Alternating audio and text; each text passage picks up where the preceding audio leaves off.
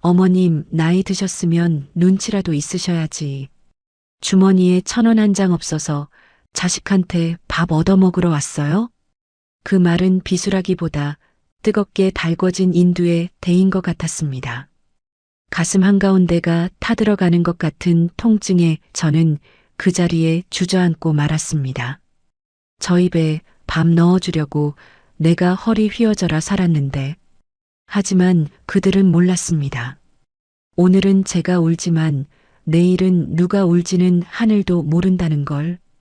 그럼 제가 어떻게 끝까지 버텨서 판을 뒤집었는지 이 기구한 이야기를 들어보시겠습니까? 저는 경기도 외곽의 낡은 빌라에 사는 68세 아들 농사에 실패한 김순자라고 합니다. 평생을 자식 농사 하나만 바라보고 내 입은 꿰매도 자식 기는 안 죽이려 아등바등 살았던 평범한 엄마입니다.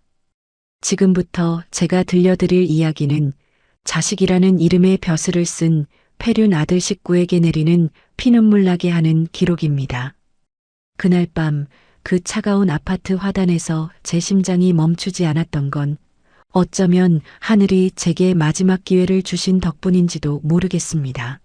하지만 이 처참한 일이 벌어지기 전까지만 해도 저는 그저 아들의 생일상을 차려줄 생각에 들떠있던 어리석은 노인네였습니다. 시간을 조금 거슬러 올라가 보겠습니다. 사건이 벌어지기 사흘 전 저는 여느 때처럼 남편의 제사상 앞에 앉아 낡은 앨범을 넘기고 있었습니다. 젊은 시절 남편을 먼저 떠나보내고 식당 주방에서 고무장갑 한 번 벗지 못하고 살아온 세월이었습니다. 손가락 마디마디가 굵어지고 지문이 다 닳아 없어지도록 설거지를 하면서도 저는 아들 민호 하나만은 남부럽지 않게 키웠다고 자부했었죠. 민호는 제 자랑이자 제 인생의 전부였으니까요. 여보, 우리 민호가 벌써 38이야. 이번 생일에 내가 갈비찜이라도 해다 줄까 봐요. 저는 영정사진 속 남편에게 그렇게 중얼거렸습니다. 다음 날 저는 꼬깃꼬깃한 10,000원짜리 지폐 몇 장을 들고 아들 따뜻한 밥 한 번 먹이려고 시장으로 향했습니다. 콩나물값 500원을 깎으려 실랑이를 벌이면서도 아들 입에 들어갈 고기는 제일 좋은 놈으로 골랐습니다. 그날 밤 밤새도록 핏물을 빼고 양념을 재우며 저는 행복했습니다. 제 등 뒤로 시커먼 먹구름이 몰려오고 있다는 것도 모른 채 말입니다. 그렇게 저는 제 발로 호랑이 굴보다 더 무서운 자식의 집으로 걸어 들어가고 있었습니다. 그날 저녁 6시가 조금 넘었을 때였습니다. 양손 가득 무거운 반찬통을 든 제 손가락은 하얗게 질려 감각조차 없었습니다. 하지만 아들네 아파트 현관문 앞에 서니 가슴이 콩닥콩닥 뛰는 게 마치 새색시가 된 기분이더군요.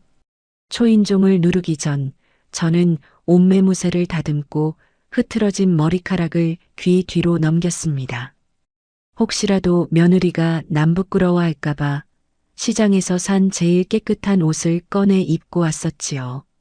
띵동, 초인종 소리가 유난히 크게 울렸습니다. 잠시 후 도어락이 해제되는 소리와 함께 문이 열렸습니다. 그런데 문을 연 건 아들이 아니라 며느리 지은이었습니다. 화려한 원피스에 진주 목걸이를 하고 진한 향수 냄새를 풍기며 나오더군요. 저를 보자마자 며느리의 미간이 확 구겨졌습니다. 어머님? 연락도 없이 이 시간에 웬일이세요? 며느리의 목소리에는 반가움이라곤 눈꼽만큼도 찾아볼 수 없었습니다. 오히려 귀찮은 잡상인을 보는 듯한 눈빛이었죠. 저는 짐짓 밝은 목소리로 말했습니다. 아가, 오늘 민호 생일이잖니. 내가 갈비찜이랑 잡채 좀 해왔다. 따뜻할 때 같이 먹자고. 제가 반찬통이 든 보따리를 들어 보이려는데 며느리가 기겁하며 한 발짝 뒤로 물러섰습니다. 그리고는 코앞에서 손부채질을 하며 인상을 찌푸리더군요. 어우, 어머님, 이게 무슨 냄새예요? 엘리베이터 타고 오셨어요? 이웃들이 욕했겠네 진짜. 마치 썩은 생선이라도 본 사람처럼 구는 며느리의 태도에 저는 얼굴이 화끈거려 쥐구멍이라도 찾고 싶은 심정이었습니다. 그래도 꾹 참았습니다. 좋은 날이니까요. 냄새가 좀 나지? 미안하다. 그래도 이거 민호가 제일 좋아하는 거야. 들어가서 상만 좀 펴주렴. 제가 신발을 벗고 들어가려 하자 며느리가 현관문을 몸으로 딱 막아섰습니다.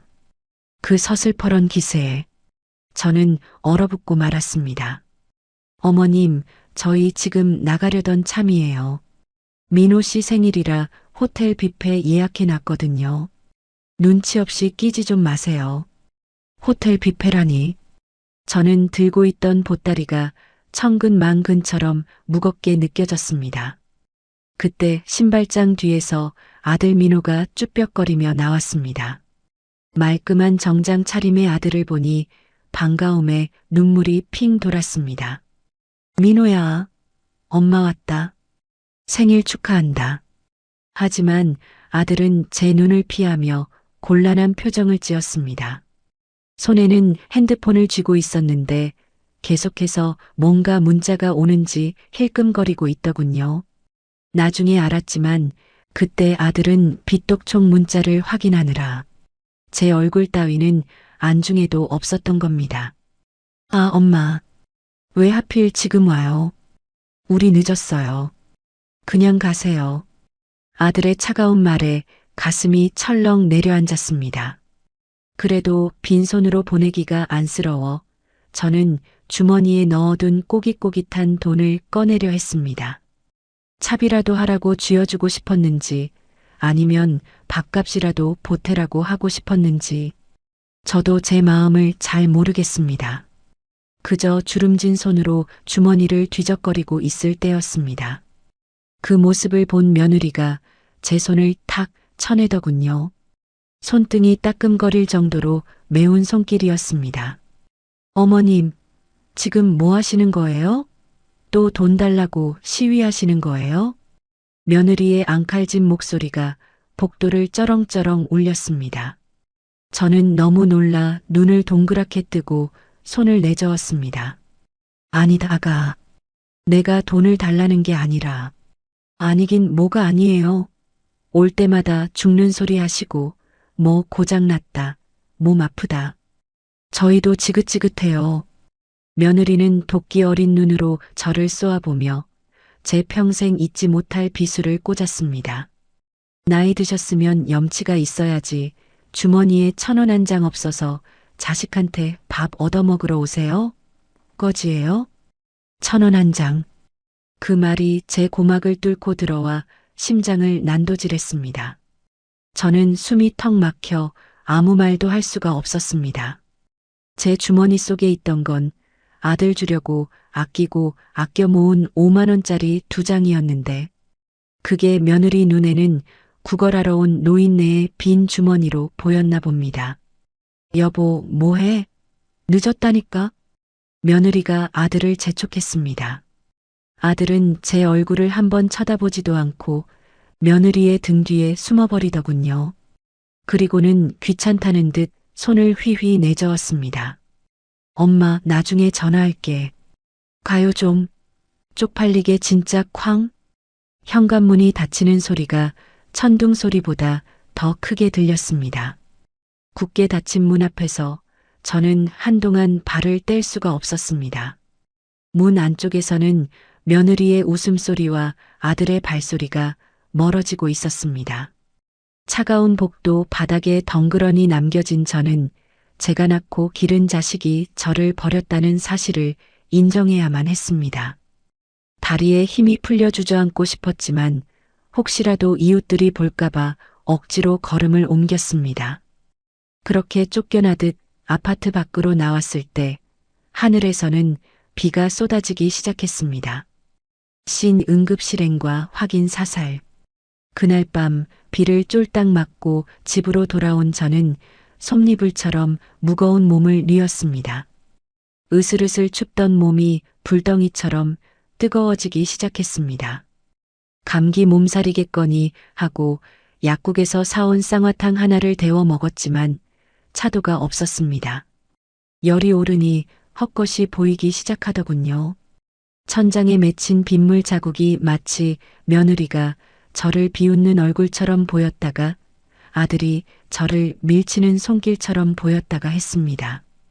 그 일이 있고 정확히 이틀 뒤였습니다. 저는 자리에서 일어날 힘조차 없이 알아누워 있었습니다. 목구멍이 붓고 숨을 쉴 때마다 쇳소리가 났습니다. 급성 폐렴이 온 것이었습니다. 물 한 모금 떠다 줄 사람이 없는 텅 빈 방에서 저는 죽음의 공포를 느꼈습니다. 하지만 죽는 것보다 더 무서운 건 자식에게 버림받았다는 비참함이었습니다. 그래도 자식이라고 아픈 와중에도 민호 걱정이 되더군요. 혹시나 하는 마음에 지푸라기라도 잡는 심정으로 머리맡에 둔 핸드폰을 집어들었습니다. 손이 사시나무 떨리듯 떨려서 자판을 누르기도 힘들었습니다. 민호야, 엄마가 몸이 너무 아프다. 숨도 잘 안 쉬어지고 병원비가 좀 모자랄 것 같은데.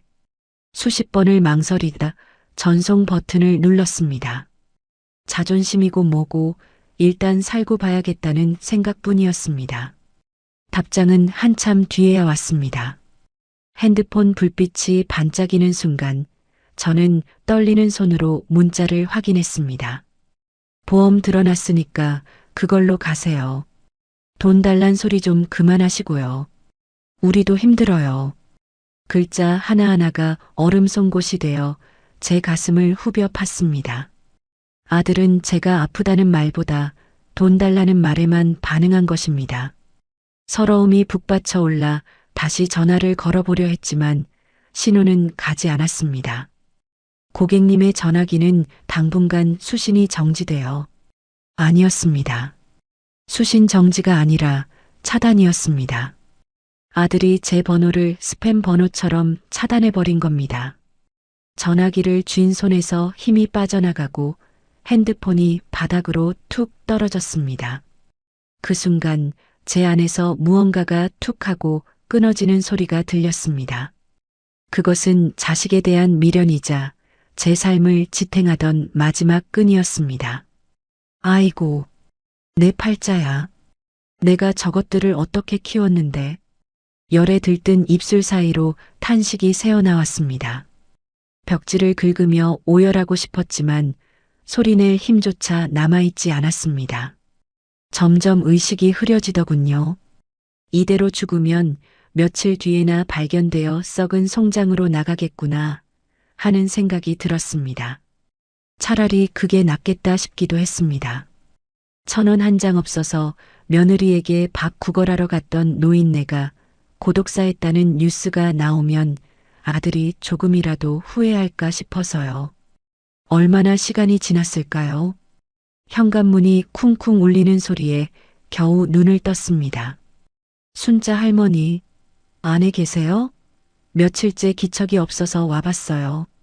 옆집에 사는 박씨 아줌마 목소리였습니다. 평소에 오가며 김치도 나눠 먹고 하던 사이였는데 며칠째 제가 보이지 않자 걱정이 되어 온 모양이었습니다. 저는 쥐어짜듯 목소리를 냈습니다. 살려, 줘. 하지만 목소리는 모기 소리보다 작게 나왔습니다. 다행히 박씨 아줌마가 문을 억지로 열고 들어왔고 쓰러져 있는 저를 발견하고 비명을 질렀습니다. 어머, 할머니, 아이고, 몸이 불덩이네. 119, 빨리 119 불러요. 곧이어 요란한 사이렌 소리가 좁은 골목길을 채웠습니다. 구급대원들이 들이닥쳐 제 몸을 들것에 실었습니다. 산소 마스크가 얼굴에 씌워지고 링거 바늘이 팔에 꽂혔습니다. 흔들리는 구급차 안에서 저는 희미하게 천장을 바라보았습니다. 눈물이 주르륵 흘러내려 귓바퀴로 들어갔습니다. 내 아들은 나를 버렸는데 남인 이웃이 나를 살리는구나. 세상이 거꾸로 돌아가도 한참 잘못 돌아간다는 생각이 들었습니다. 그때 저는 입술을 깨물며 다짐하고 또 다짐했습니다. 다시는 저들에게 기대지 않으리라. 구급차 사이렌 소리가 제 울음소리를 대신해 밤하늘을 찢어놓고 있었습니다. 그렇게 저는 생사의 갈림길에서 지옥 같은 배신감을 끌어안고 응급실로 실려갔습니다. 그리고 바로 그곳에서 제 인생을 뒤집어 놓을 기적 같은 인연이 저를 기다리고 있었습니다. 응급실의 차가운 공기 속에서 눈을 뜬 건 그로부터 꼬박 하루가 지난 뒤였습니다. 코를 찌르는 소독약 냄새와 기계 돌아가는 소리에 정신이 들었지요. 눈을 뜨자마자 가장 먼저 든 생각은 몸이 낫다는 안도감이 아니라 돈 걱정이었습니다. 응급실 비용이 만만치 않을 텐데 제 수중에는 땡전 한 푼 없었으니까요. 아들이 차단한 전화기를 붙들고 있어봐야 소용없다는 걸 알기에 저는 링거 바늘을 억지로 뽑으려 했습니다. 할머니, 지금 뭐 하시는 거예요? 아직 수액 다 안 들어갔어요. 간호사가 달려와 제지를 했지만 저는 막무가내였습니다. 나 나가야 해요. 돈이 없어서 치료 못 받아요. 그냥 가게 해줘요. 보호자분 오신다고 했잖아요. 조금만 누워 계세요. 보호자? 올 사람 없어요. 자식 새끼 다 소용없어. 제가 비틀거리며 침대에서 내려오려던 찰나였습니다. 커다란 그림자가 제 위로 드리워지더군요. 어머니, 누워 계세요. 제가 다 처리했습니다. 고개를 들어보니 키가 훤칠하고 귀티가 흐르는 젊은 청년이 서 있었습니다. 잘 재단된 감색 정장에 반짝이는 구두, 한눈에 봐도 성공한 사업가 태가 나는 사람이었죠. 도통 모르는 얼굴이라 저는 눈만 껌뻑거렸습니다. 누구쇼? 사람 잘못 보신 것 같은데. 저 기억 안 나세요? 10년 전 신림동 고시촌에서 순잔에 백반하셨잖아요. 그 청년은 제 주름진 손을 두 손으로 꼭 잡으며 그윽한 눈으로 저를 바라봤습니다. 순간 희미한 기억 하나가 스치고 지나갔습니다. 매일같이 뿔테 안경을 쓰고 낡은 운동복 차림으로 식당 구석에서 눈칫밥을 먹던 고시생. 밥값을 못 내 쭈뼛거리면 제가 몰래 밥공기 밑에 고기 반찬을 꾹꾹 눌러 담아주곤 했던 그 학생이었습니다. 아이고, 너 혹시 진우 아니냐? 강진우? 네, 어머니. 저 진우 맞아요. 그때 어머니가 주신 따뜻한 밥 한 끼 덕분에 제가 살았습니다. 세상에나 사람 인연이란 게 참 묘하더군요. 내 배 아파 낳은 자식은 병원비가 아까워 연락을 끊었는데 피 한 방울 안 섞인 남이 10년 전 밥 한 끼 은혜를 갚겠다고 나타났으니 말입니다. 진우는 제 초라한 몰골을 보고는 가슴이 아픈지 눈시울을 붉혔습니다. 어머니, 왜 이렇게 되셨어요? 아드님은요? 아드님은 어디 가고 혼자 이러고 계세요? 그 물음에 꾹꾹 눌러왔던 설움이 봇물 터지듯 터져 나왔습니다. 저는 진우의 손을 잡고 어린아이처럼 엉엉 울었습니다. 진우야, 내 아들은 죽었다. 밥값 1,000원이 없다고. 늙은 어미를 길바닥에 버렸어. 제 울음 섞인 하소연을 듣던 진우의 얼굴이 무섭게 굳어졌습니다. 그의 눈빛에서 서늘한 분노가 읽혔습니다. 진우는 제 어깨를 감싸며 단호하게 말했습니다. 걱정 마세요. 이제부터 제가 아들 노릇할게요. 그리고 진우가 품 안에서 두툼한 서류 봉투 하나를 꺼내 들었습니다. 그의 표정이 사뭇 진지해지더군요. 사실 어머니 찾으려고 사람을 풀었습니다. 드릴 말씀이 있어서요. 어머니 인생을 바꿀 아주 중요한 이야기입니다. 신 500억의 기적, 인생 역전. 진우는 저를 병원 특실로 옮기고 며칠 뒤 몸을 추스르자마자 저를 데리고 외출을 했습니다. 우리가 도착한 곳은 강남의 한 고급 일식집이었습니다. 방음이 잘 되는 조용한 룸에 앉자 진우는 아까 보여주었던 그 서류 봉투를 테이블 위에 올려놓았습니다. 어머니, 놀라지 말고 들으세요. 가지고 계신 경기도 야산 말입니다. 그 야산이라면 남편이 남긴 쓸모없는 땅이었습니다. 풀도 안 자라는 돌산이라 팔리지도 않던 그 애물단지 말이죠.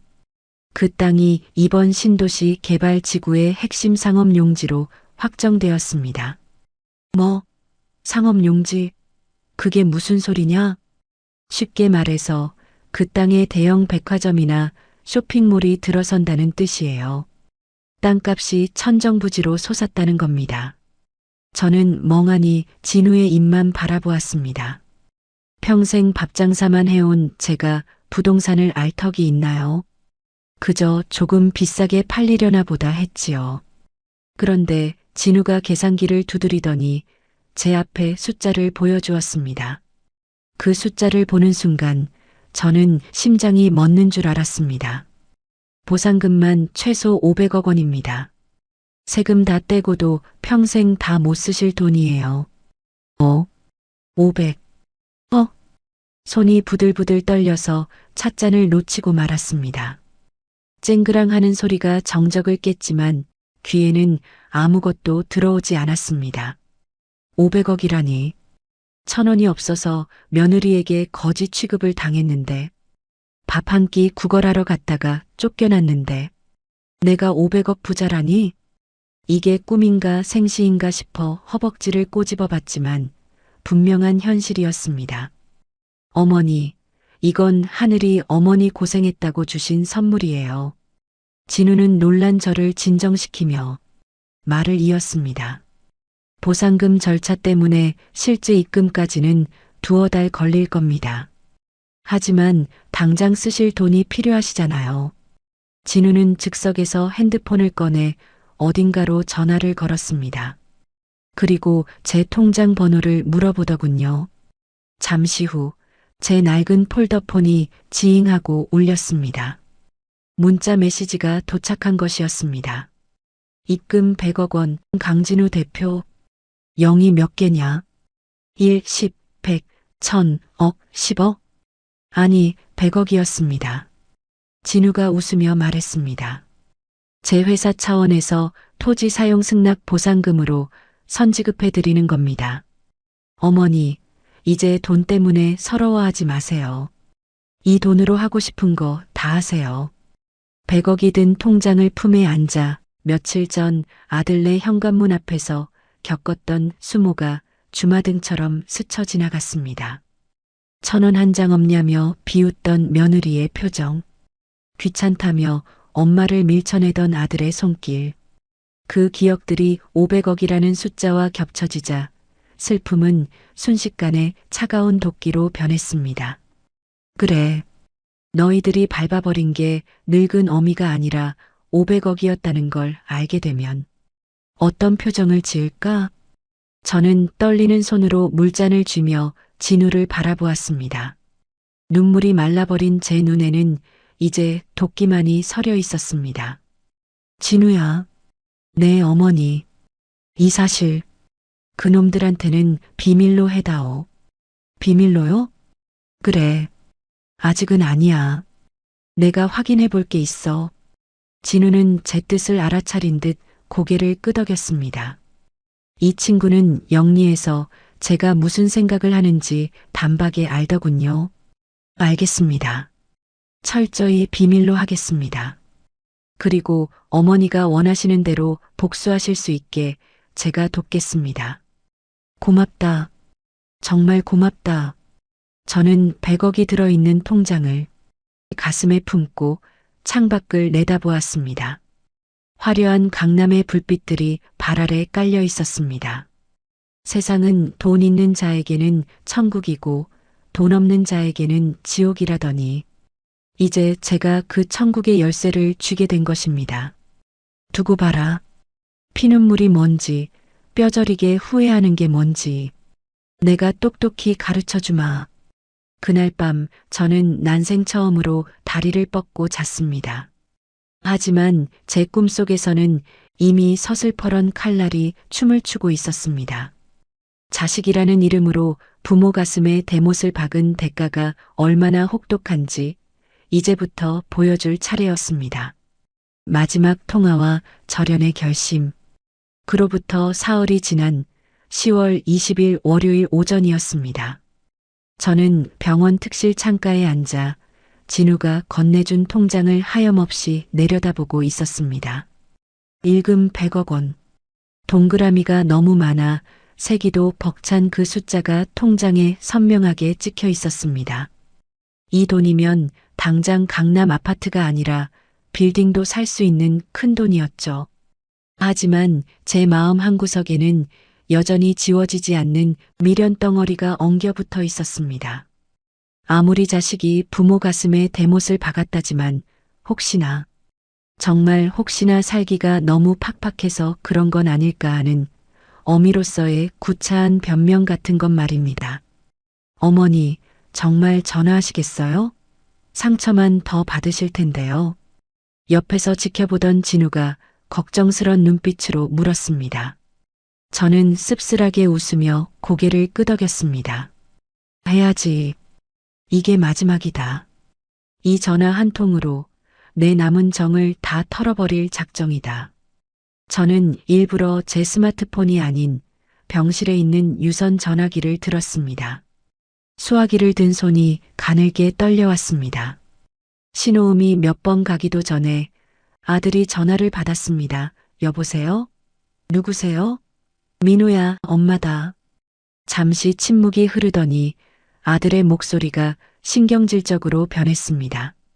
엄마, 아니, 핸드폰은 꺼놓고 왜 병원 전화로 해요? 보험 처리하고 퇴원했다면서요? 그래, 퇴원은 했는데 의사 선생님이 수술을 해야 한단다. 당장 수술비가 없어서 그러는데 딱 100만 원만 융통해 줄 수 없겠니? 저는 최대한 불쌍하고 처량한 목소리로 애원했습니다. 100억을 쥔 손을 등 뒤로 감춘 채 고작 100만 원을 구걸하는 늙은 어미를 연기했지요. 그때였습니다. 수화기 너머로 며느리의 날카로운 고함이 고막을 때렸습니다. 여보, 어머님이야? 또 돈 달래? 미치겠네, 진짜. 나 이번 달에 친정에 보낼 돈도 모자란다고 했잖아. 동생 사업자금 막아야 한다니까. 며느리의 그 말에 제 귀가 번쩍 뜨였습니다. 친정에 돈을 보낸다? 동생 사업자금? 우리 집엔 돈 1,000원이 없어서 밥 한 끼 못 준다던 며느리가 뒤로는 친정동생 밑빠진 독에 물을 붓고 있었던 겁니다.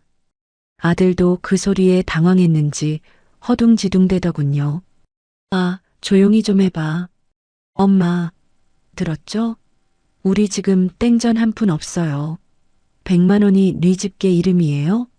민호야, 그래도 엄마가 죽게 생겼는데. 아, 진짜. 제발 좀. 엄마 때문에 우리 부부 싸우는 거 안 보여요? 우린 땅 파서 장사해요? 아들은 악을 쓰듯 소리를 질렀습니다. 그리고는 제 가슴을 난도질하는 마지막 한마디를 내뱉더군요. 제발 연락 좀 하지 마요. 인연 끊고 살아요 좀. 지긋지긋해 죽겠네 진짜.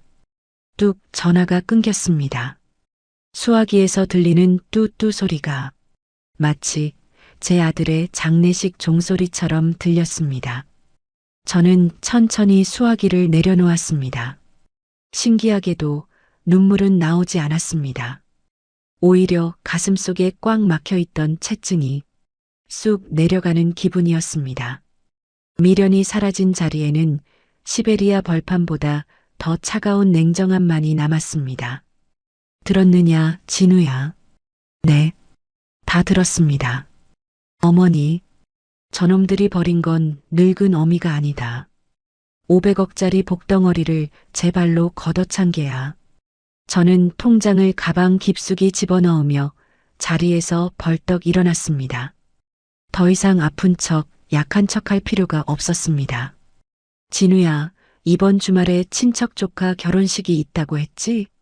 네. 아드님 내외도 참석해서 하객들에게 어머니 험담을 늘어놓을 예정이라고 합니다. 진우의 보고에 저는 헛웃음을 터뜨렸습니다.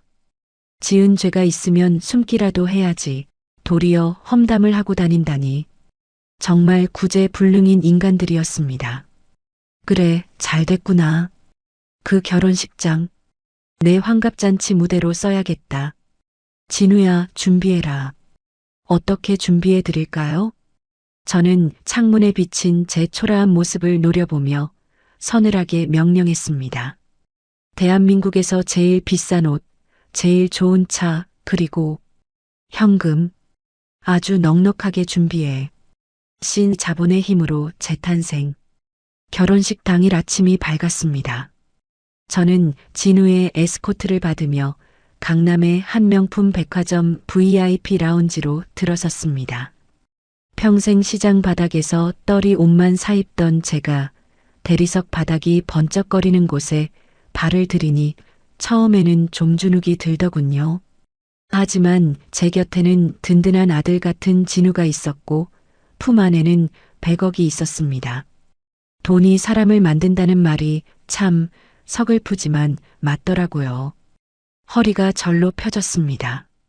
어머니, 이쪽입니다. 퍼스널 쇼퍼팀을 대기시켜놨습니다. VIP 룸에 들어서자 세련된 직원들이 허리를 90도로 굽히며 인사했습니다. 저는 거울 앞에 섰습니다.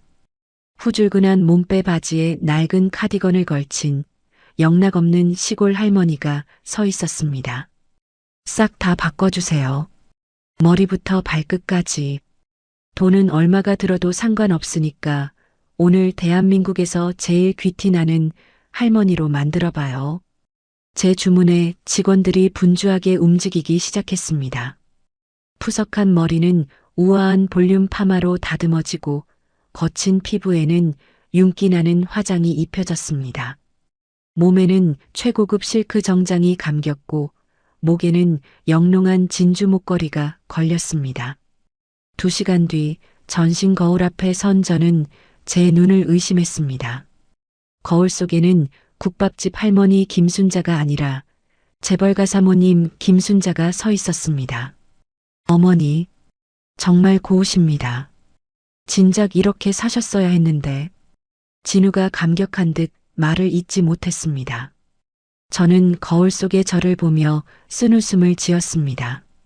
이렇게 꾸밀 수 있었는데, 나도 여자였는데, 자식 새끼 입에 밥 넣어주느라 이 모습을 포기하고 살았구나 싶어서 말입니다. 아직 끝난 게 아니다. 은행으로 가자. 백화점을 나온 우리는 곧장 은행으로 향했습니다. 미리 연락을 받은 지점장이 문 앞까지 나와 영접을 하더군요. 저는 VIP 창구에 앉아 007 가방을 탁 하고 올려놓았습니다. 현금으로 1,000만 원. 전부 신권 5만 원짜리로 채워주세요.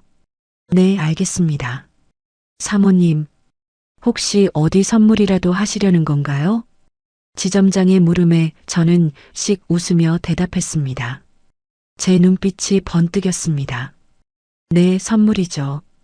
아주 특별한 밥값을 좀 치러야 해서요. 곧이어 빳빳한 5만 원권 뭉치가 가방 가득 채워졌습니다. 200장, 한 장 한 장이 제 아니고 제 눈물이었습니다. 며느리가 1,000원이 없다고 무시했던 그 돈의 만배를 오늘 그 얼굴에 뿌려줄 생각이었습니다. 묵직한 가방을 들고 나오니 은행 앞에는 검은색 리무진이 대기하고 있었습니다. 제복을 입은 건장한 경호원들이 문을 열어주더군요. 차에 오르자 진우가 태블릿 PC를 건넸습니다. 어머니, 말씀하신 자료입니다. 아드님 횡령 증거랑 며느리가 친정으로 돈 빼돌린 내역. 여기 다 정리해뒀습니다. 화면을 훑어보는 제 눈이 차갑게 식어 내려꽂혔습니다. 아들놈은 회사 돈에 손을 대고 며느리는 그 돈을 친정으로 빼돌리고 부창부수라더니 끼리끼리 아주 잘들 놀고 있었습니다. 이 자료 하나면 두 사람 인생을 끝장내는 건 시간 문제였습니다. 하지만 법으로 죽이기 전에 먼저 사회적으로 매장을 시켜야 직성이 풀릴 것 같았습니다. 완벽하구나. 수고했다, 진우야. 출발할까요, 어머니? 저는 창밖을 바라보며 깊게 심호흡을 했습니다. 저 멀리 아들 내외가 히히덕거리고 있을 예식장이 보였습니다. 이제 곧 그들의 웃음소리는 비명으로 바뀔 것입니다. 제가 흘린 피눈물의 무게를 그들도 똑같이 느껴봐야 했습니다. 그래, 가자. 내 아들. 아니, 그 파렴치한 놈들 밥값 계산해 주러. 리무진이 미끄러지듯 도로 위를 달리기 시작했습니다. 제 인생의 이막, 아니, 진짜 복수극은 바로 지금부터였습니다. 지난 주말, 토요일 낮 12시 30분이었습니다. 서울 시내에서 가장 비싸다는 특급 호텔 웨딩홀은 화려한 샹들리에 조명 아래 하객들로 북적이고 있었습니다. 이날은 제 조카이자 민호의 사촌 동생인 형석이의 결혼식이었습니다. 친척들이란 친척은 다 모이는 자리였으니 제 얼굴에 먹칠을 하기에 이보다 더 좋은 장소는 없었겠지요. 저는 식장 입구가 훤히 보이는 로비 구석, 커다란 화분 뒤에 서서 그들의 동태를 살피고 있었습니다. 아니나 다를까 저만 치서 며느리 지은이의 앙칼진 목소리가 들려오더군요. 아유, 고모님, 말도 마세요. 저 요즘 시어머니 때문에 아주 죽겠어요. 지은이는 명품 가방을 무릎 위에 올려놓고 친척 어르신들을 모아놓고 일장연설을 늘어놓고 있었습니다. 손에는 와인잔을 들고 입가에는 비열한 미소를 띠고 있었죠. 어머님이 요즘 좀 오락가락하시거든요. 며칠 전에는 뜬금없이 전화와서 수술비 내놓으라고 협박을 하시는 거예요. 치매 검사를 받아봐야 하는 건 아닌지 원. 옆에 있던 고모님이 혀를 차며 맞장구를 쳤습니다. 쯧쯧, 순자 형님이 고생을 많이 하더니 결국 노망이 났나 보네. 자식한테 짐은 되지 말아야지. 이게 무슨 추태니. 그러니까요. 저희가 생활비 안 드리는 것도 아닌데 걸핏하면 돈 타령을 하세요. 거지 근성이 뼈에 박히셨나 봐요. 며느리의 새빨간 거짓말에 제 주먹이 부들부들 떨렸습니다. 생활비? 10원 한 장 받아본 적 없는데 생활비라니요. 게다가 멀쩡한 시어머니를 치매 노인으로 몰아가는 꼴을 보니 억장이 무너지는 것 같았습니다. 옆에 서 있던 아들 민호는 꿀먹은 벙어리 마냥 고개만 푹 숙이고 있더군요. 자기 아내가 제 어미를 정신병자 취급하는데 말리기는커녕 동조하고 있는 꼴이었습니다. 진우야, 준비됐지? 네, 어머니. 들어가시죠. 주인공이 등장할 시간입니다. 진우가 단호한 표정으로 신호를 보냈습니다. 저는 깊게 숨을 들이마셨습니다. 심장이 쿵쿵 뛰었지만 두려움 때문이 아니었습니다. 곧 터뜨릴 사이다 같은 복수심 때문이었습니다. 가자. 제가 발걸음을 떼자 건장한 경호원 4명이 제 앞길을 텄습니다. 또각, 또각. 대리석 바닥을 울리는 제 구두 소리가 예식장 로비에 울려 퍼졌습니다. 선글라스를 낀 채 고개를 꼿꼿이 들고 걸어가는 제 모습은 누가 봐도 재벌가 회장님이었습니다. 사람들의 시선이 하나둘 제게로 쏠리기 시작했습니다.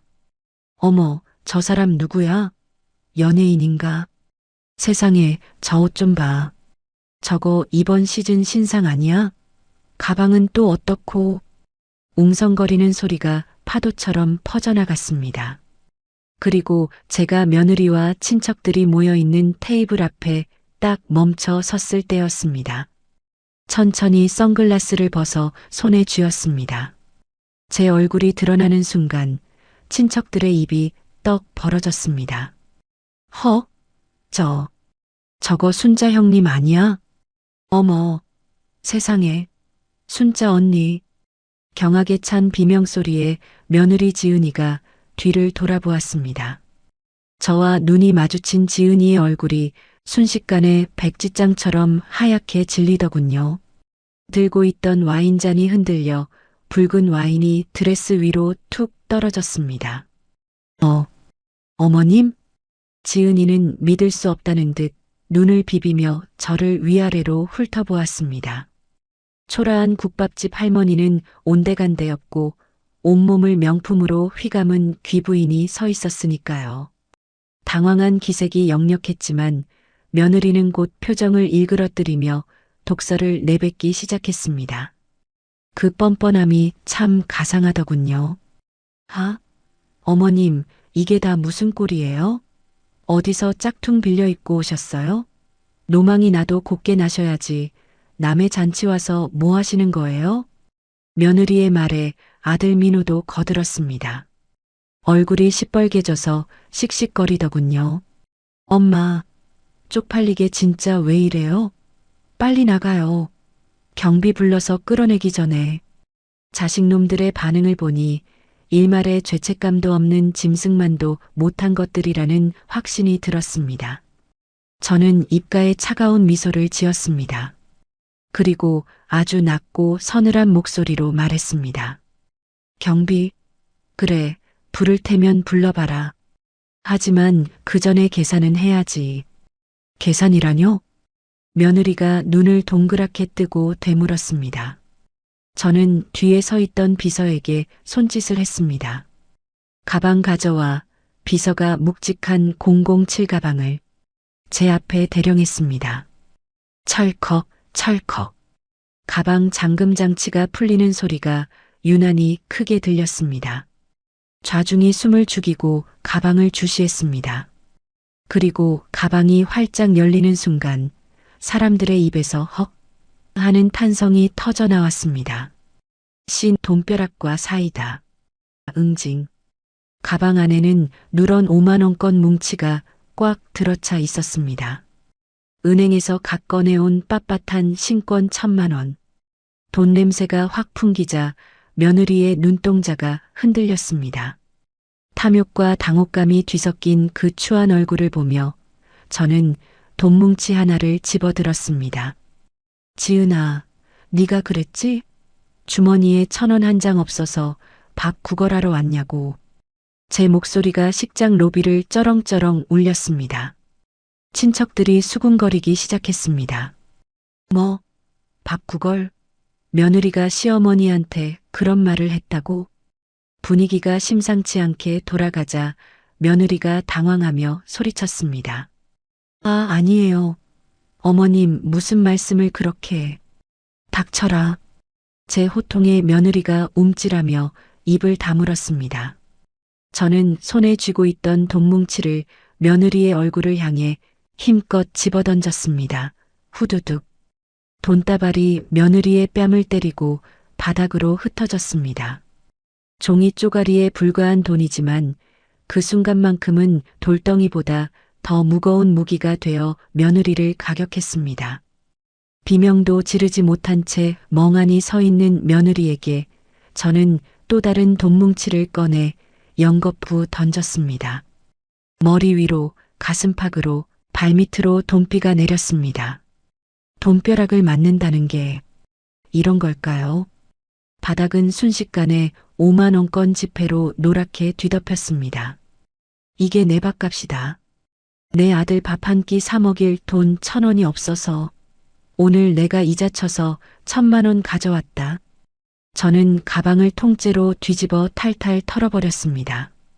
마지막 한 장까지 바닥에 떨어지자 며느리는 다리에 힘이 풀렸는지 주저앉고 말았습니다. 그런데 참 기가 막힌 일이 벌어졌습니다. 그 망신스러운 상황에서도 며느리의 손이 본능적으로 바닥에 떨어진 돈을 줍고 있는 게 아니겠습니까? 돈에 환장한 그 모습에 구경하던 친척들조차 혀를 끌끌 차며 고개를 돌렸습니다. 어이구 저런. 돈이 좋긴 좋은가 보네. 세상에 시어머니한테 1,000원 없다고 괄시했다더니 진짜였어? 수군거림은 비난의 화살이 되어 아들 부부에게 꽂혔습니다. 얼굴이 흙빛이 된 아들 민호가 바들바들 떨며 저를 쳐다봤습니다. 엄마, 이게 다 무슨 돈이에요?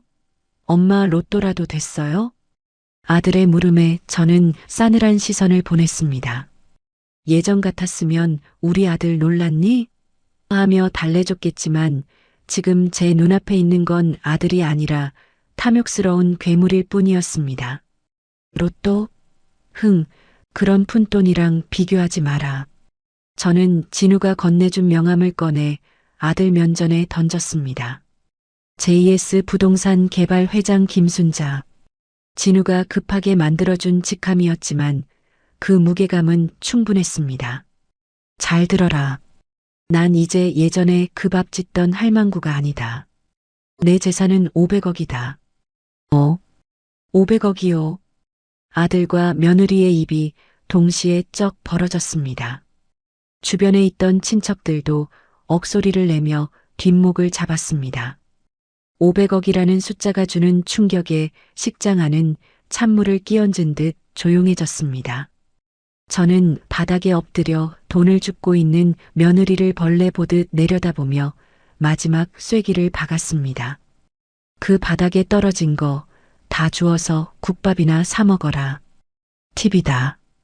그리고는 아들을 향해 검지손가락을 들어 보였습니다.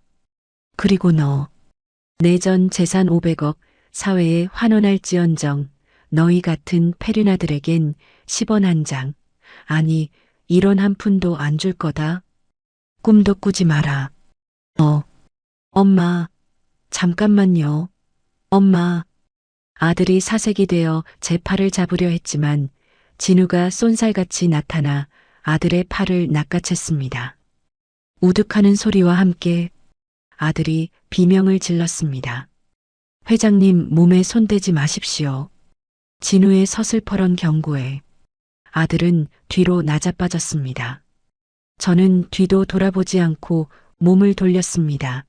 등 뒤에서 어머님, 잘못했어요. 엄마, 잠깐만요.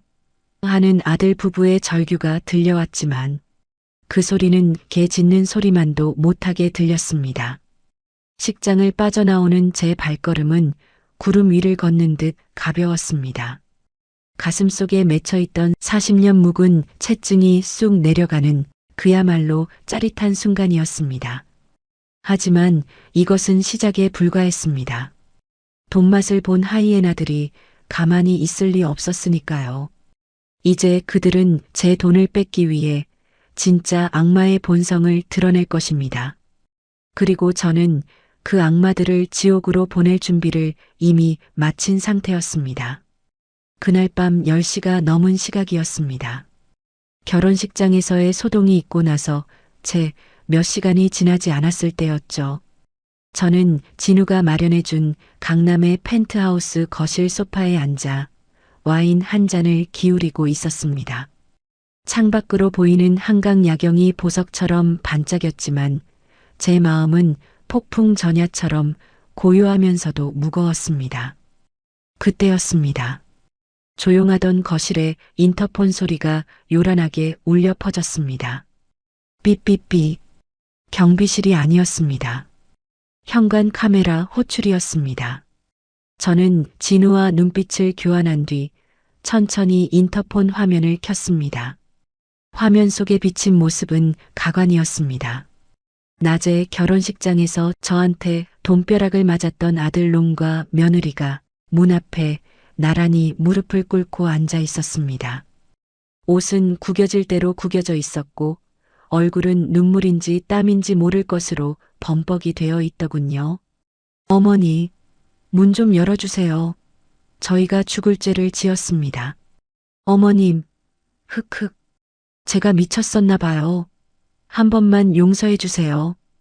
두 사람은 현관문에 머리를 찧어가며 울부짖고 있었습니다. 그 모습이 꼭 비를 피해 처마 밑으로 기어들어온 똥강아지들 같았습니다. 불과 며칠 전만 해도 1,000원 한 장 없다고 저를 내쫓던 인간들이 500억이라는 돈 냄새를 맡자마자 이렇게 납작 엎드린 겁니다. 저는 마이크 버튼을 누르고 차갑게 쏘아붙였습니다. 시끄럽다. 여기가 어디라고 와서 행패냐? 경비 불러서 끌어내기 전에 당장 꺼져라. 제 목소리가 들리자 아들이 화면에 대고 손바닥을 비벼댔습니다. 그 손바닥 비비는 소리가 삭삭하고 거실까지 들리는 듯 했습니다. 엄마, 제발요. 우리 빚쟁이들한테 시달려서 죽게 생겼어요. 엄마 돈 많잖아. 딱 10억만. 아니, 5억만 주면 우리 정말 새 사람 될게요. 그래요, 어머님. 손주 형석이 봐서라도요. 저희 길바닥에 나앉게 생겼어요. 돈 입만 열면 돈 타령이었습니다. 어미가 밥은 먹었는지 몸은 괜찮은지 묻는 말은 단 한마디도 없었습니다. 저는 헛웃음이 나왔습니다. 사람이 어떻게 저렇게까지 바닥을 보일 수 있는지 제 뱃속으로 낳은 자식이라기엔 너무나 끔찍했습니다. 내 돈 500억은 사회에 기부할 거다. 너희 줄 돈은 10원도 없으니 꿈 깨라 뚝. 저는 인터폰을 꺼버렸습니다. 하지만 화면은 끄지 않았습니다. 진우가 미리 설치해둔 고성능 마이크가 문 밖의 소리를 생생하게 잡아내고 있었거든요. 이제부터가 진짜였습니다. 거절당한 악마들이 어떤 본색을 드러낼지 확인해야 했습니다. 잠시 정적이 흐르더니 며느리의 표정이 순식간에 바뀌는 게 화면에 잡혔습니다. 방금까지 흘리던 눈물은 온데간데 없고 눈빛이 살모사처럼 독하게 변하더군요. 며느리가 바닥에 주저앉아 있는 남편의 멱살을 잡고 흔들었습니다. 야, 박민호, 너 정신 안 차려? 엄마가 돈 안 준다잖아. 기부한다잖아. 아, 어떡해. 나 회사 감사 나오면 횡령한 거 다 들키는데. 나 감옥 가기 싫어. 아들은 어린애처럼 징징거렸습니다. 며느리는 입술을 잘근잘근 씹더니 주위를 두리번거리고는 낮은 목소리로 속삭였습니다. 방법이 없어. 정상적으로는 돈 못 뺏어와. 그럼 어떡해? 어머님, 치매로 몰아야지. 저는 숨을 멈추고 화면을 노려보았습니다. 치매라니. 멀쩡한 사람을 바보로 만들겠다는 말이었습니다. 결혼식장에서 돈 뿌린 거, 그거 정상적인 사람이 할 짓 아니잖아. 그거 증거로 해서 정신병원 강제 입원시키고 성년후견인 신청하는 거야. 뭐? 하지만 너 감옥 갈래? 아니면 눈 딱 감고 500억 먹을래? 어머님만 정신병동에 가두면 법적 대리인은 아들인 당신이 되는 거라고. 그럼 그 돈 다 우리 거야. 며느리의 입에서 나오는 말들은 인간의 언어가 아니었습니다. 악마의 속삭임이었죠. 아들은 잠시 망설이는가 싶더니 곧 탐욕에 눈이 멀어 고개를 끄덕였습니다. 그래. 엄마가 노망난 거야. 우리가 엄마를 보호해야지. 그렇지? 두 사람은 서로를 합리화하며 범죄를 모의하고 있었습니다.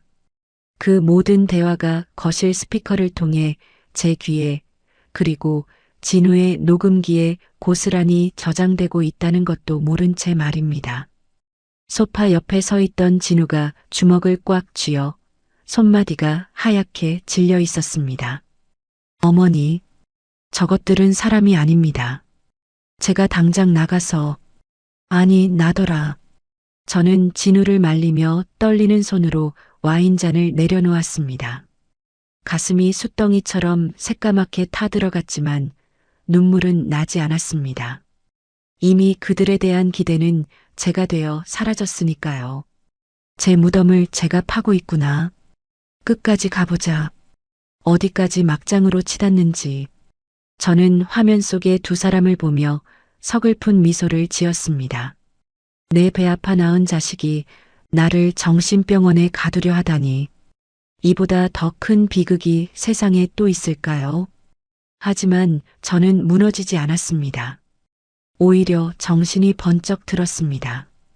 이 싸움에서 제가 지면 저는 정말로 갇혀서 죽게 될 테니까요. 불법 납치 시도와 저항. 그로부터 사흘이 지난 목요일 오후였습니다. 가을볕이 따가울 정도로 내리쬐는 날이었습니다. 저는 진우와 미리 짠 각본대로 펜트하우스 앞 산책로를 혼자 걷고 있었습니다. 일부러 경호원도 대동하지 않고 무방비한 상태인 척 연기했지요. 저 멀리서 검은색 승합차 한 대가 며칠 전부터 주위를 맴돌고 있다는 보고를 받은 터였습니다. 산책로가 인적이 드문 곳으로 접어들었을 때였습니다. 뒤에서 엔진 소리가 거칠게 들려오더니 검은색 승합차가 제 앞을 가로막고 급정거했습니다.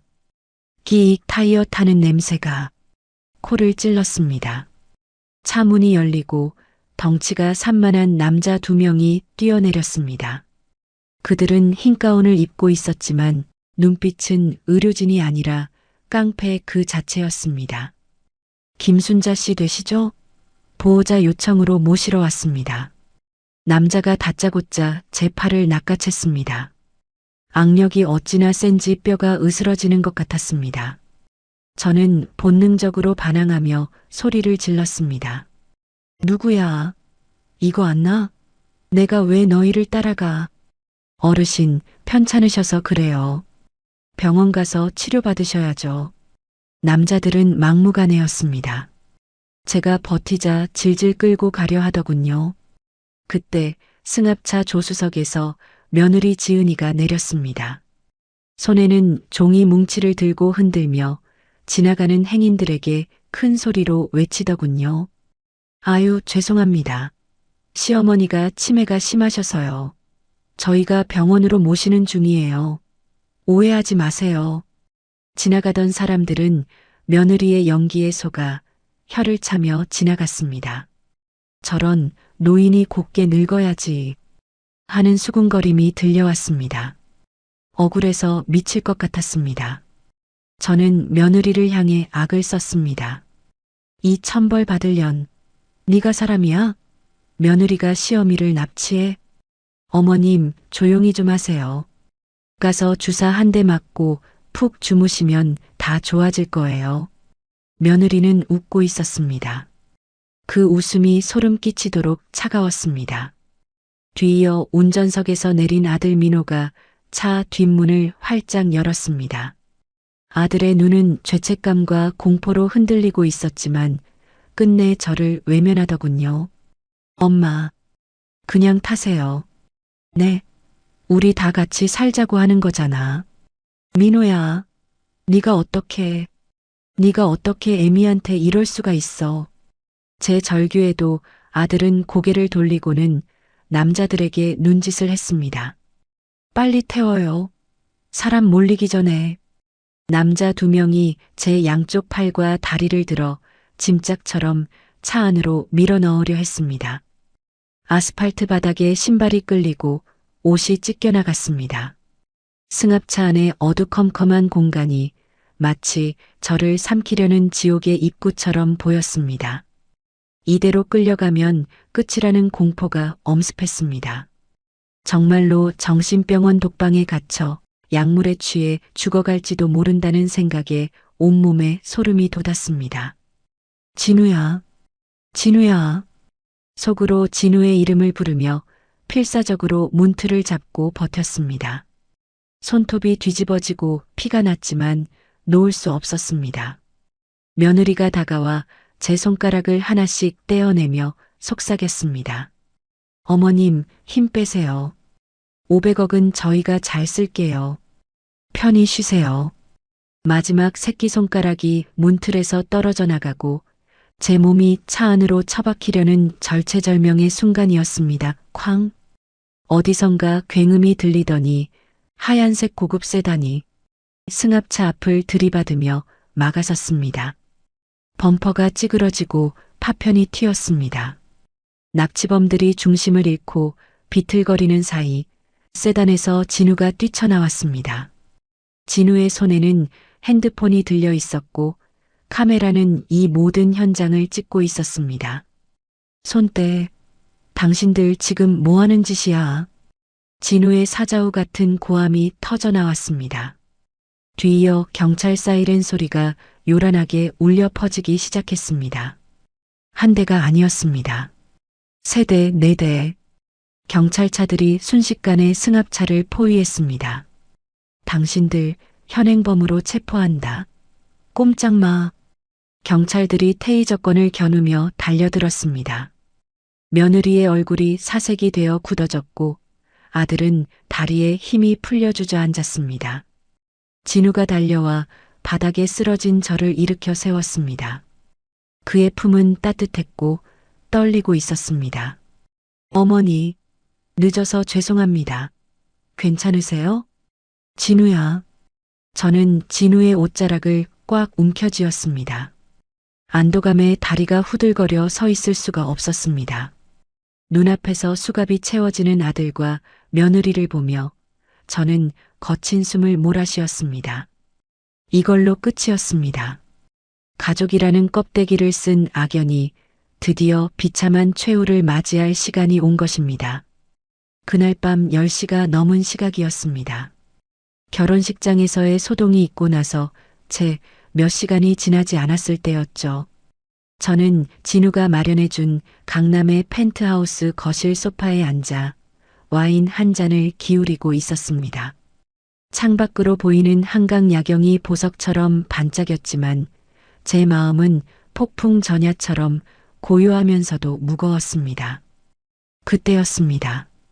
조용하던 거실에 인터폰 소리가 요란하게 울려 퍼졌습니다. 삐삐삐. 경비실이 아니었습니다. 현관 카메라 호출이었습니다. 저는 진우와 눈빛을 교환한 뒤 천천히 인터폰 화면을 켰습니다. 화면 속에 비친 모습은 가관이었습니다. 낮에 결혼식장에서 저한테 돈벼락을 맞았던 아들놈과 며느리가 문 앞에 나란히 무릎을 꿇고 앉아 있었습니다. 옷은 구겨질 대로 구겨져 있었고 얼굴은 눈물인지 땀인지 모를 것으로 범벅이 되어 있더군요. 어머니, 문 좀 열어주세요. 저희가 죽을 죄를 지었습니다. 어머님, 흑흑. 제가 미쳤었나 봐요. 한 번만 용서해 주세요. 두 사람은 현관문에 머리를 찧어가며 울부짖고 있었습니다. 그 모습이 꼭 비를 피해 처마 밑으로 기어들어온 똥강아지들 같았습니다. 불과 며칠 전만 해도 1,000원 한 장 없다고 저를 내쫓던 인간들이 500억이라는 돈 냄새를 맡자마자 이렇게 납작 엎드린 겁니다. 저는 마이크 버튼을 누르고 차갑게 쏘아붙였습니다. 시끄럽다. 여기가 어디라고 와서 행패냐? 경비 불러서 끌어내기 전에 당장 꺼져라. 제 목소리가 들리자 아들이 화면에 대고 손바닥을 비벼댔습니다. 그 손바닥 비비는 소리가 삭삭하고 거실까지 들리는 듯 했습니다. 엄마, 제발요. 우리 빚쟁이들한테 시달려서 죽게 생겼어요. 엄마 돈 많잖아. 딱 10억만. 아니, 5억만 주면 우리 정말 새 사람 될게요. 그래요, 어머님. 손주 형석이 봐서라도요. 저희 길바닥에 나앉게 생겼어요. 돈 입만 열면 돈 타령이었습니다. 어미가 밥은 먹었는지 몸은 괜찮은지 묻는 말은 단 한마디도 없었습니다. 저는 헛웃음이 나왔습니다. 사람이 어떻게 저렇게까지 바닥을 보일 수 있는지 제 뱃속으로 낳은 자식이라기엔 너무나 끔찍했습니다. 내 돈 500억은 사회에 기부할 거다. 너희 줄 돈은 10원도 없으니 꿈 깨라, 뚝. 저는 인터폰을 꺼버렸습니다. 하지만 화면은 끄지 않았습니다. 진우가 미리 설치해둔 고성능 마이크가 문 밖의 소리를 생생하게 잡아내고 있었거든요. 이제부터가 진짜였습니다. 거절당한 악마들이 어떤 본색을 드러낼지 확인해야 했습니다. 잠시 정적이 흐르더니 며느리의 표정이 순식간에 바뀌는 게 화면에 잡혔습니다. 방금까지 흘리던 눈물은 온데간데였고 눈빛이 살모사처럼 독하게 변하더군요. 며느리가 바닥에 주저앉아 있는 남편의 멱살을 잡고 흔들었습니다. 야, 박민호, 너 정신 안 차려? 엄마가 돈 안 준다잖아. 기부한다잖아. 아, 어떡해. 나 회사 감사 나오면 횡령한 거 다 들키는데. 나 감옥 가기 싫어. 아들은 어린애처럼 징징거렸습니다. 며느리는 입술을 잘근잘근 씹더니 주위를 두리번거리고는 낮은 목소리로 속삭였습니다. 방법이 없어. 정상적으로는 돈 못 뺏어와. 그럼 어떡해? 어머님, 치매로 몰아야지. 저는 숨을 멈추고 화면을 노려보았습니다. 치매라니. 멀쩡한 사람을 바보로 만들겠다는 말이었습니다. 결혼식장에서 돈 뿌린 거, 그거 정상적인 사람이 할 짓 아니잖아. 그거 증거로 해서 정신병원 강제 입원시키고 성년후견인 신청하는 거야. 뭐? 하지만 너 감옥 갈래? 아니면 눈 딱 감고 500억 먹을래? 어머님만 정신병동에 가두면 법적 대리인은 아들인 당신이 되는 거라고. 그럼 그 돈 다 우리 거야. 며느리의 입에서 나오는 말들은 인간의 언어가 아니었습니다. 악마의 속삭임이었죠. 아들은 잠시 망설이는가 싶더니 곧 탐욕에 눈이 멀어 고개를 끄덕였습니다. 그래. 엄마가 노망난 거야. 우리가 엄마를 보호해야지. 그렇지? 두 사람은 서로를 합리화하며 범죄를 모의하고 있었습니다. 그 모든 대화가 거실 스피커를 통해 제 귀에 그리고 진우의 녹음기에 고스란히 저장되고 있다는 것도 모른 채 말입니다. 소파 옆에 서 있던 진우가 주먹을 꽉 쥐어 손마디가 하얗게 질려 있었습니다. 어머니, 저것들은 사람이 아닙니다. 제가 당장 나가서. 아니, 나더라. 저는 진우를 말리며 떨리는 손으로 와인잔을 내려놓았습니다. 가슴이 숫덩이처럼 새까맣게 타들어갔지만 눈물은 나지 않았습니다. 이미 그들에 대한 기대는 제가 되어 사라졌으니까요. 지 무덤을 지가 파고 있구나. 끝까지 가보자. 어디까지 막장으로 치닫는지. 저는 화면 속의 두 사람을 보며 서글픈 미소를 지었습니다. 내 배 아파 낳은 자식이 나를 정신병원에 가두려 하다니. 이보다 더 큰 비극이 세상에 또 있을까요? 하지만 저는 무너지지 않았습니다. 오히려 정신이 번쩍 들었습니다. 이 싸움에서 제가 지면 저는 정말로 갇혀서 죽게 될 테니까요. 신 불법 납치 시도와 저항. 그로부터 사흘이 지난 목요일 오후였습니다. 가을볕이 따가울 정도로 내리쬐는 날이었습니다. 저는 진우와 미리 짠 각본대로 펜트하우스 앞 산책로를 혼자 걷고 있었습니다. 일부러 경호원도 대동하지 않고 무방비한 상태인 척 연기했지요. 저 멀리서 검은색 승합차 한 대가 며칠 전부터 주위를 맴돌고 있다는 보고를 받은 터였습니다. 산책로가 인적이 드문 곳으로 접어들었을 때였습니다. 뒤에서 엔진 소리가 거칠게 들려오더니 검은색 승합차가 제 앞을 가로막고 급정거했습니다. 끼익 타이어 타는 냄새가 코를 찔렀습니다. 차 문이 열리고 덩치가 산만한 남자 두 명이 뛰어내렸습니다. 그들은 흰 가운을 입고 있었지만 눈빛은 의료진이 아니라 깡패 그 자체였습니다. 김순자 씨 되시죠? 보호자 요청으로 모시러 왔습니다. 남자가 다짜고짜 제 팔을 낚아챘습니다. 악력이 어찌나 센지 뼈가 으스러지는 것 같았습니다. 저는 본능적으로 반항하며 소리를 질렀습니다. 누구야? 이거 안 나? 내가 왜 너희를 따라가? 어르신, 편찮으셔서 그래요. 병원 가서 치료받으셔야죠. 남자들은 막무가내였습니다.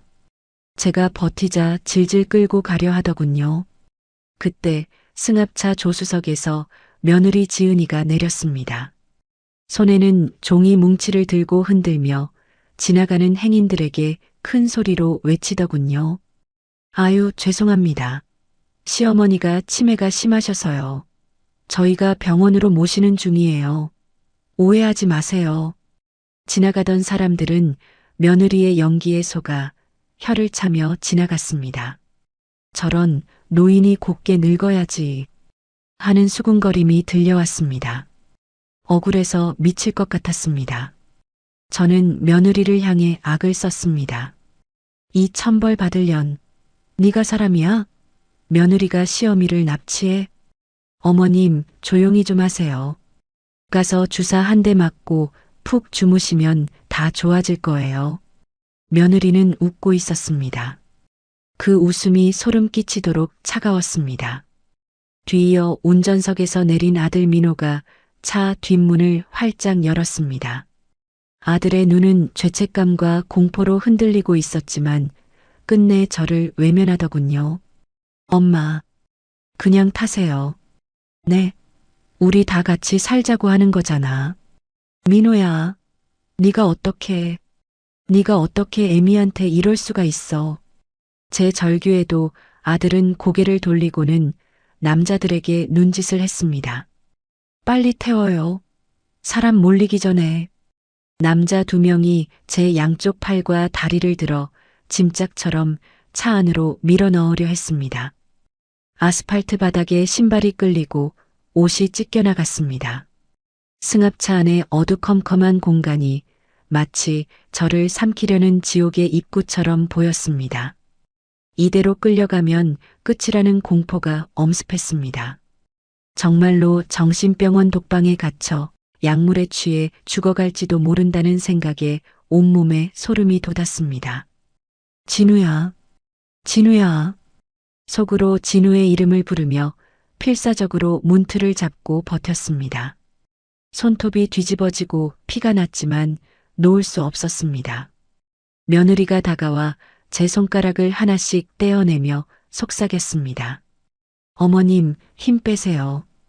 500억은 저희가 잘 쓸게요. 편히 쉬세요. 마지막 새끼손가락이 문틀에서 떨어져 나가고 제 몸이 차 안으로 처박히려는 절체절명의 순간이었습니다. 쾅! 어디선가 굉음이 들리더니 하얀색 고급 세단이 승합차 앞을 들이받으며 막아섰습니다.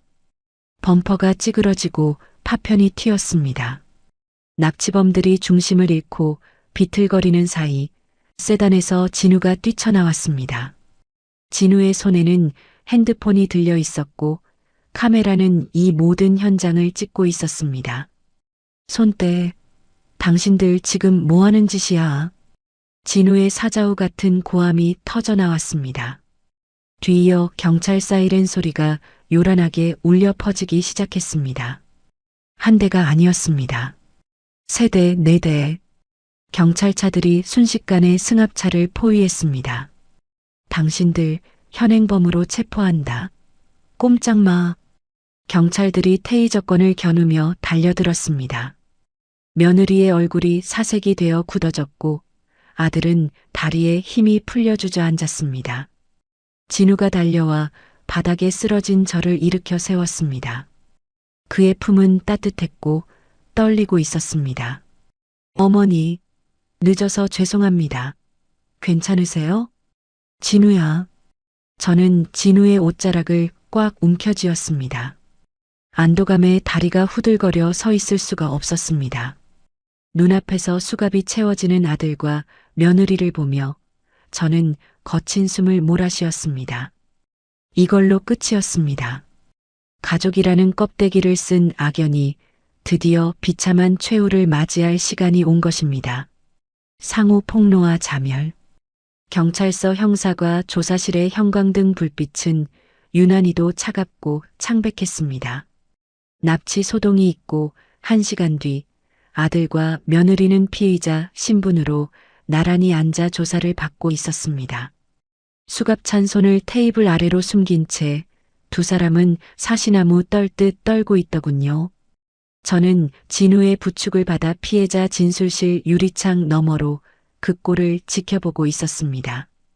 가슴이 쿵쿵 뛰었지만 이번에는 두려움이 아닌 분노의 박동이었습니다. 담당 형사가 책상을 내리치며 호통을 쳤습니다. 증거가 이렇게 명백한데 아직도 오리발입니까? 당신들 납치 미수 현행범으로 체포된 거야. 며느리 지은이가 억울하다는 듯 고개를 쳐들고 악을 썼습니다. 형사님, 오해라니까요. 시어머니가 치매라서 병원에 모시려던 것뿐이에요. 효도가 죄예요? 끝까지 거짓말을 하는 며느리의 뻔뻔함에 기가 찼습니다. 그때 진우가 변호인단과 함께 조사실로 들어갔습니다. 진우의 손에는 두툼한 서류 뭉치와 USB가 들려 있었습니다. 효도요? 효도가 아니라 범죄모이겠죠. 진우는 형사에게 USB를 건넸습니다. 곧이어 모니터 화면에 며느리가 불법 사설 구급차 업체와 주고받은 문자 내역과 송금 영수증이 떴습니다. 어머니 강제로라도 태워주세요. 웃돈 드릴게요. 진단서는 저희가 알아서 조작할 테니 걱정 마세요. 그 적나라한 내용이 공개되자 며느리의 얼굴이 흑빛으로 변했습니다. 하지만 진짜 폭탄은 그 다음이었습니다. 진우가 또 다른 서류를 아들 민호 앞에 던지듯 내려놓았습니다. 박민호 씨, 당신 회사 자금 횡령하셨죠? 그것도 2억 3천만 원이나. 아들의 눈동자가 지진 난 것처럼 흔들렸습니다. 입술이 파르르 떨리더니 아무 말도 못하더군요. 진우는 차분하지만 서슬퍼런 목소리로 며느리를 향해 말을 이었습니다. 그리고 최지은 씨, 남편이 횡령한 그 돈 빚 갚는 데 쓴 줄 알았더니 친정 동생 사업 자금으로 싹 다 빼돌리셨더군요. 뭐라고요? 아들 민호가 감전된 사람처럼 벌떡 일어났습니다. 수갑찬 손으로 책상을 쾅 찍으며 며느리를 노려보더군요. 그 눈빛에는 살기마저 감돌았습니다. 야, 최지은, 너 그게 무슨 소리야? 내 빚 갚았다고 했잖아. 그 돈을 네 동생한테 줬어? 내가 그 돈 때문에 무슨 짓까지 했는데. 아니야. 여보, 그게 아니라 너 때문에 내가 감옥 가게 생겼잖아. 이 나쁜 년아. 아들이 며느리의 머리채를 잡으려 달려들었고 형사들이 황급히 그들을 뜯어 말렸습니다. 조사실은 순식간에 아수라장이 되었습니다. 며느리도 지지 않고 고래고래 소리를 질렀습니다. 너는 잘한 거 있어? 시어머니 죽길 바란 건 당신이잖아. 엄마 죽으면 500억 다 우리 거라고 좋아했던 게 누군데. 네가 시켰잖아. 네가 엄마 치매로 몰자고 했잖아. 서로를 물어뜯고 핥히는 그들의 모습은 부부가 아니라 굶주린 짐승들 같았습니다. 사랑이니 가족이니 떠들던 입으로 서로의 치부를 폭로하며 바닥을 보이고 있었습니다. 유리창 너머로 그 추악한 민낯을 지켜보던 저는 깊은 한숨을 내쉬었습니다. 제 가슴 속에 남아있던 실오라기 같은 혈육의 정이 와르르 무너져 내리는 순간이었습니다. 어머니, 안 보시는 게 좋겠습니다. 진우가 제 눈을 가리려 했지만 저는 고개를 저었습니다. 똑똑히 봐둬야 했습니다. 돈 앞에 무너진 천륜이 얼마나 비참한지 제 눈에 새겨둬야 했습니다. 아니다. 저게 내 자식 놈의 진짜 얼굴이다. 내 죗값을 내가 눈으로 치르는 게다. 경찰들이 두 사람을 각각 다른 유치장으로 끌고 가는 것을 보며 저는 자리에서 일어났습니다. 이제 마지막 선고를 내릴 차례였습니다. 다리에 힘을 주어 꼿꼿이 섰습니다. 더 이상 울지 않으리라, 약해지지 않으리라 다짐하며 입술을 꽉 깨물었습니다. 전 재산 기부와 법적 심판. 유치장 면회실의 쇠창살은 차갑고 견고했습니다. 철창 너머에 쭈그리고 앉아있는 아들의 모습은 처량하기 그지없었습니다. 넥타이는 풀어 헤쳐지고 와이셔츠는 땀에 젖어 엉망진창이었습니다. 저를 보자마자 아들이 철창에 매달려 울부짖었습니다. 엄마, 나 좀 살려줘. 나 여기서 나가게 해줘요. 합의만 해주면 나갈 수 있대요. 아들은 여전히 제 치마폭에 숨어 응석 부리던 어린애인 줄 아는 모양이었습니다.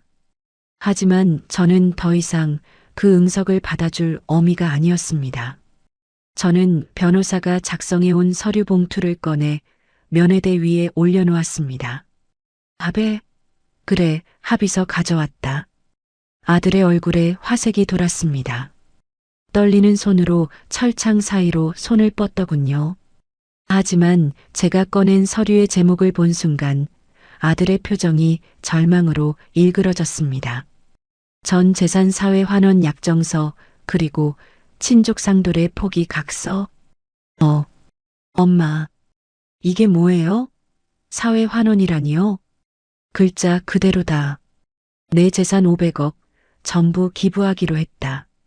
고아들이랑 독거노인들 돕는 재단에 몽땅 넘길 거다. 저는 품 안에서 인감도장을 꺼내 아들이 보는 앞에서 서류에 꾹 눌러 찍었습니다. 빨간 인주가 선명하게 찍히는 순간 아들은 비명을 지르며 주저앉았습니다. 안 돼. 엄마, 미쳤어? 그 돈이 어떤 돈인데? 나 하나뿐인 아들이잖아. 핏줄이잖아. 핏줄? 저는 싸늘하게 비웃었습니다. 그리고 아들의 눈을 똑바로 쳐다보며 한자 한자 또박또박 씹어뱉었습니다. 내 핏줄은 비 오는 날 네 집 현관에서 쫓겨날 때 이미 끊어졌다. 넌 내 아들이 아니라 돈 냄새 맡고 달려든 거머리일 뿐이야. 엄마, 잘못했어요. 다시는 안 그럴게요. 제발 돈만은. 아들은 바닥에 머리를 찌우며 빌었지만 제 마음은 이미 차갑게 식은 재와 같았습니다. 옆 유치장에 있던 며느리도 철창을 붙잡고 악을 쓰고 있더군요. 어머님, 너무하세요. 저희가 그래도 형석이 부모예요. 손주 생각은 안 하세요? 닥쳐라. 자식 팔아 장사하는 너 같은 애미 밑에서 크느니 차라리 없는 게 낫다. 내 손주는 내가 알아서 챙길 테니 걱정 마라. 저는 자리에서 일어났습니다. 더 이상 섞을 말도 들을 가치도 없었습니다. 진우가 제 어깨를 감싸며 출구 쪽으로 이끌었습니다. 엄마, 가지마. 엄마, 어머님, 돈, 내 돈. 등 뒤에서 들려오는 두 사람의 절규는 지옥 불구덩이에서 들려오는 아기들의 비명 같았습니다. 하지만 저는 뒤돌아보지 않았습니다. 무거운 철문이 쿵하고 닫히는 소리와 함께 그들의 목소리도 차단되었습니다. 경찰서를 빠져나오니 새벽 공기가 폐부 깊숙이 들어왔습니다. 차갑지만 상쾌한 공기였습니다. 하늘에는 별이 총총히 떠 있더군요. 40년 동안 제 어깨를 짓누르던 자식이라는 무거운 짐을 드디어 내려놓은 기분이었습니다.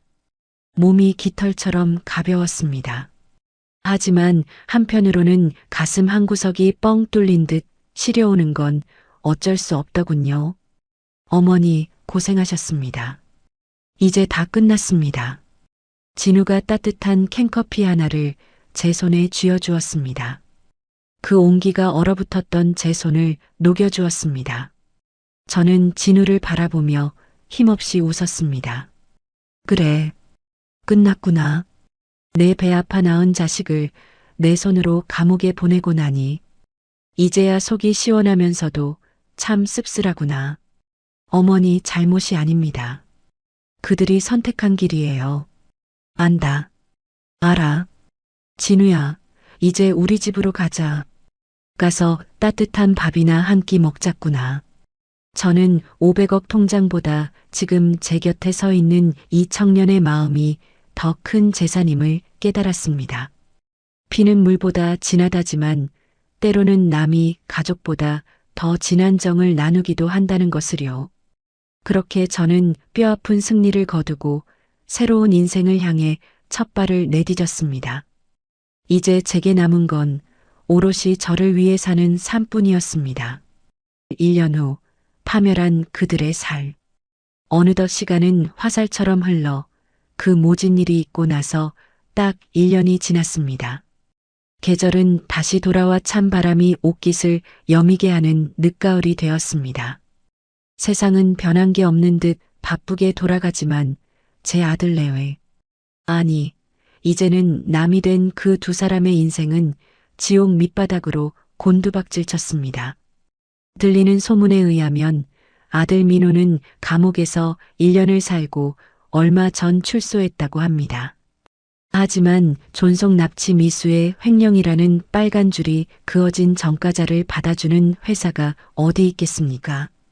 번듯한 대기업 과장 명함은 휴지 조각이 되었고 지금은 인력사무소를 전전하며 공사판에서 벽돌을 나르고 있다고 하더군요. 어이, 박씨, 멍 때리지 말고 벽돌 안 날라. 일하기 싫으면 집에 가. 아, 네, 죄송합니다. 바로 나르겠습니다. 먼지구덩이 속에서 십장에게 욕을 먹으며 굽실거리는 아들의 모습이 눈에 선합니다. 일이 끝나고 허름한 쪽방에 돌아와 소주 한 병을 까면 술안주는 늘 후회뿐이겠지요. 으악, 내가 미쳤지. 내가 돌았지. 가만히만 있어도 그 500억이 다 내 거였는데. 술에 취해 고래고래 소리를 지르다 옆방 사람들에게 두들겨 맞기도 부지기수랍니다. 평생 만져보지도 못한 500억이라는 신기루가 죽을 때까지 아들의 발목을 잡고 놓아주지 않을 겁니다. 그게 바로 제가 아들에게 물려준 유일한 유산, 평생의 후회입니다. 그렇다면 그 악독했던 며느리 지은이는 어떻게 되었을까요? 민호와는 감옥에 가기도 전에 이혼 도장을 찍었고 위자료는커녕 빚더미만 떠안고 쫓겨났습니다. 친정도 망해서 오갈 데가 없어진 그녀는 찜질방을 전전하다가 결국 돈이 떨어져 거리로 나앉았다고 합니다. 며칠 전 우리 재단 직원이 찍어온 사진 한 장을 보고 저는 혀를 찼습니다. 서울역 무료 급식소 앞 길게 늘어선 줄 맨 끝에 익숙한 여자가 서 있었습니다. 떡진 머리에 때가 꼬질꼬질한 점퍼를 입고 바닥만 쳐다보고 있는 여자. 바로 전 며느리 최지은이었습니다. 자, 여기 국밥 받으세요. 뜨거우니까 조심하시고요. 배식 당번이 건네는 국밥을 받아든 지은이의 손이 새까맣게 터져 있었습니다. 허겁지겁 국물을 떠먹으려던 지은이가 고개를 들어 급식소 벽면에 걸린 현수막을 본 순간이었습니다. 숟가락이 쨍그랑하고 바닥으로 떨어졌습니다. 따뜻한 밥 한 끼의 기적.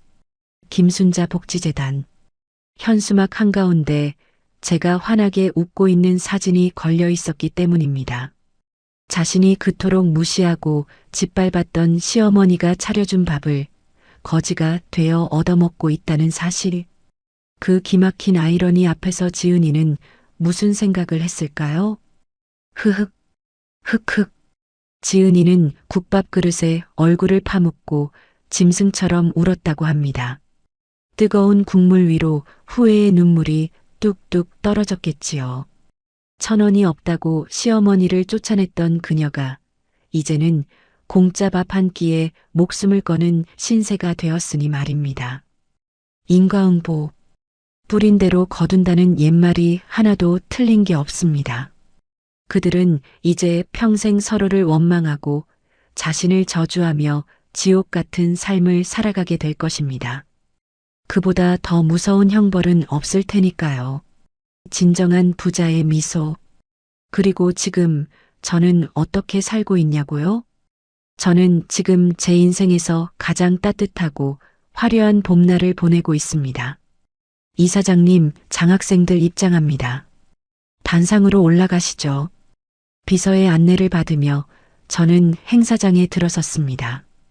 오늘은 우리 재단에서 어려운 환경의 학생들에게 장학금을 주는 날입니다. 단상에 오르자 수많은 박수 소리가 쏟아졌습니다.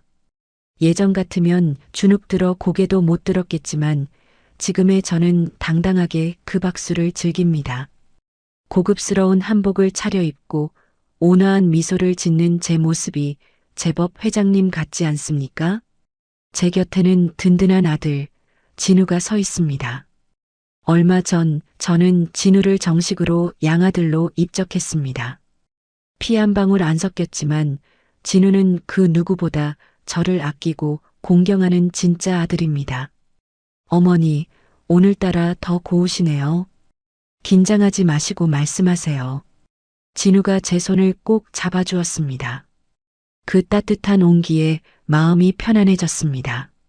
저는 마이크 앞에 서서 저를 바라보는 수많은 눈동자를 향해 입을 열었습니다. 반갑습니다. 김순자입니다. 사실 저는 많이 배운 것도 없고 평생 밥장사나 하던 늙은이입니다. 잠시 숨을 고르고 저는 품 안에서 낡은 지갑 하나를 꺼냈습니다. 명품 가방 안에서 나온 꼬질꼬질한 1,000원짜리 지갑. 사람들이 의아해하며 웅성거렸습니다. 여러분, 이 지갑이 보이십니까? 이 안에는 1,000원짜리 지폐 한 장이 들어 있습니다. 1년 전 제 아들과 며느리는 이 1,000원이 없다는 이유로 저를 문전박대했습니다. 장내가 숙연해졌습니다. 저는 지갑에서 낡은 1,000원짜리를 꺼내 높이 들었습니다.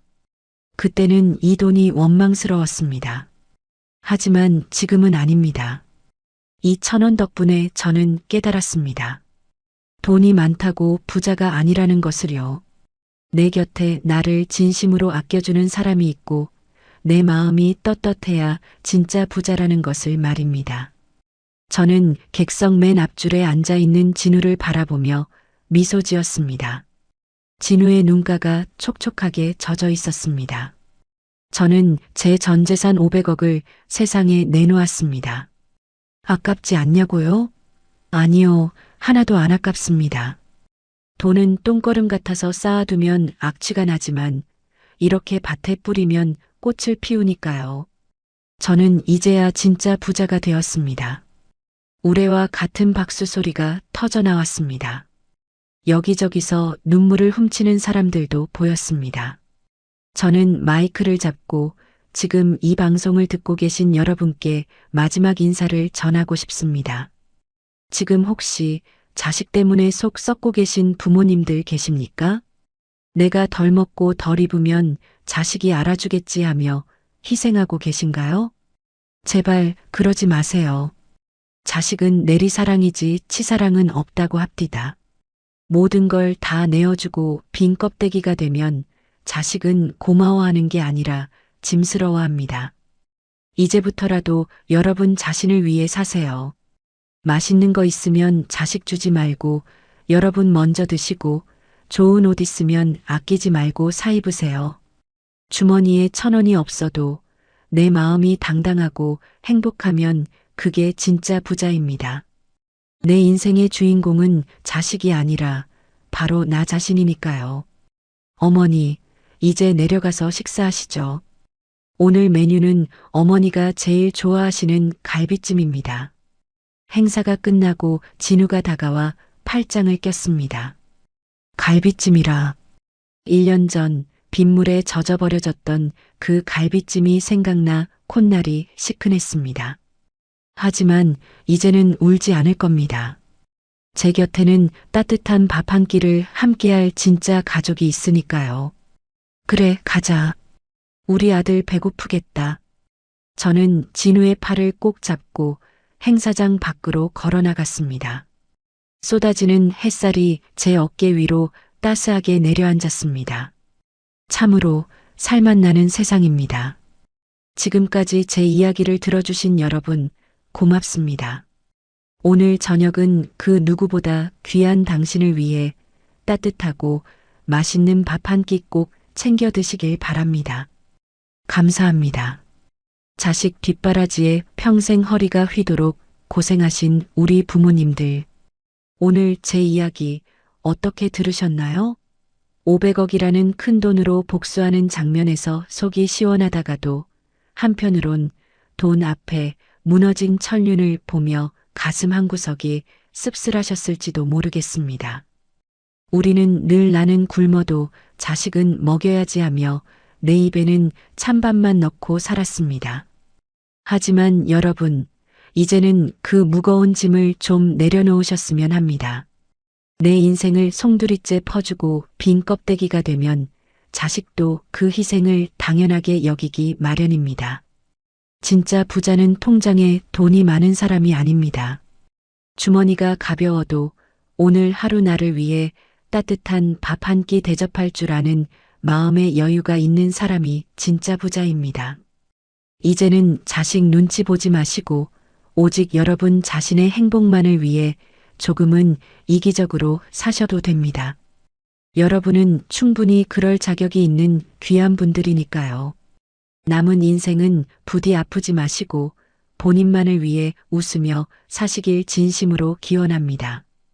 이야기를 끝까지 들어주신 분이 계시다면 잘 들었다고 댓글 하나만 남겨주세요. 감사합니다.